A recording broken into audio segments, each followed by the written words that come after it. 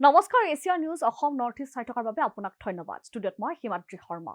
ঝাৰখণ্ডৰ ৰাজধানীৰ ৰাঁচীত ন্যায্য অধিকাৰ আৰু ঝাৰখণ্ড লোকসেৱাৰ পৰীক্ষাত হোৱা অবাধ দুৰ্নীতিৰ উচিত তদন্তৰ দাবীত শান্তিপূৰ্ণভাৱে আন্দোলন কৰা ছাত্ৰ-ছাত্ৰীৰ ওপৰত সংঘটিত আৰক্ষীৰ বৰ্বৰোচিত অত্যাচাৰৰ তীব্ৰ নিন্দা কৰি আজি অটল বিহাৰী বাজপেয়ী ভৱনত এখন সংবাদমেল সম্বোধন কৰে মন্ত্ৰী পীযুষ হাজৰিকাই। তেওঁ অভিযোগ কৰে যে কংগ্ৰেছ আৰু ঝাৰখণ্ড মুক্তি মৰ্চাৰ দুৰ্নীতিগ্ৰস্ত চৰকাৰে নিৰস্ত্ৰ আৰু নিৰ্দোষ ছাত্ৰ-ছাত্ৰীৰ ওপৰত চলোৱা দমন নিপীড়নে দেশৰ গণতান্ত্ৰিক মূল্যবোধ আৰু মানৱতাক লজ্জানত কৰিছে। সংবাদমেলত মন্ত্ৰী পীযুষ হাজৰিকাই কয় যে ঝাৰখণ্ডৰ ৰাজধানী ৰাঁচীত নিযুক্তি কেলেংকাৰী আৰু প্ৰশ্নকাকত ফাদিলৰ বিৰুদ্ধে শান্তিপূৰ্ণভাৱে প্ৰতিবাদ কৰা ছাত্ৰ যুৱকসকলৰ ওপৰত ৰাহুল গান্ধীৰ নিৰ্দেশতে বৰ্বৰ অত্যাচাৰ চলোৱা হৈছিল বুলি তথ্য পোহৰলৈ আহিছে।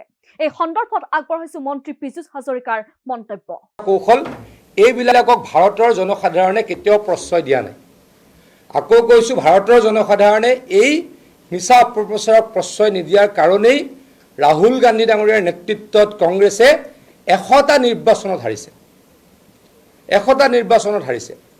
গতিকে তেওঁ যিমান এনেকৈ মিছা কথা ক'ব, নন ইছ্যু বনাবলৈ চেষ্টা কৰিব আৰু দুইতলীয়া সিদ্ধান্ত গ্ৰহণ কৰিব, খেন্দুক দেখি ৰান্ধে খেন্দুক দেখি বাঢ়ে, এই নীতিৰ কাৰণে ৰাহুল গান্ধীক ভাৰতৰ জনসাধাৰণে ভাল নাপায়।